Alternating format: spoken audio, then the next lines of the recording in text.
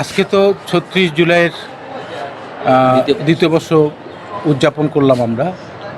আমরা জুলাইয়ের ১ তারিখ থেকেই এই প্রোগ্রামটা আমরা হাতে নিয়েছি এবং ধারাবাহিকভাবে অনেকগুলো প্রোগ্রাম ইতিমধ্যে আমরা সম্পন্ন করেছি।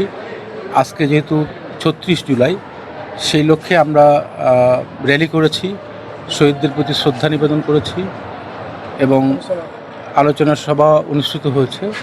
এখন এই উপলক্ষে একটা প্রীতি ভলিবলের অনুষ্ঠিত হবে কিছুক্ষণের মধ্যেই, এবং সেই সাথে এই দিনটাকে শিক্ষার্থী যারা, তারা যেহেতু এই আন্দোলনের সাথে সরাসরি সম্পৃক্ত ছিল, সেই সূত্র ধরে আমরা প্রত্যেকটি হলে উন্নত মানের খাবার আজকে পরিবেশন করার উদ্যোগ গ্রহণ করা হয়েছে।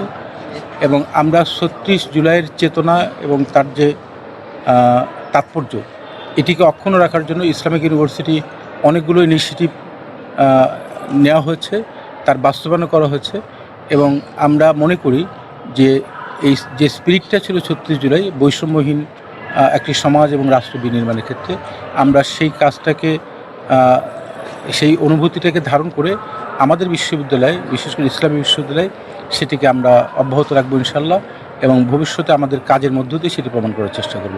আমি মনে করি যে ৩৬ জুলাই আমাদেরকে যেটি শিখিয়েছে সেটি হচ্ছে যে আমাদের মধ্যে মতপার্থক্য থাকবে, অনেকগুলো আদর্শিক চেতনাও থাকবে, কিন্তু দিন শেষে বাংলাদেশ প্রতি দেশপ্রেম এবং আমাদের মধ্যে যে ঐক্য ৩৬ জুলাই যেটা প্রতিষ্ঠিত হয়েছিল, সেই ঐক্যকে ধারণ করে প্রকৃত অর্থেই ফ্যাসিস্ট মুক্ত বাংলাদেশ বিনির্মাণের ক্ষেত্রে সবাই যাতে আমরা আবারও একতাবদ্ধ হয়ে কাজ করতে পারি, সেটি আমাদের আজকের দিনের প্রত্যাশা।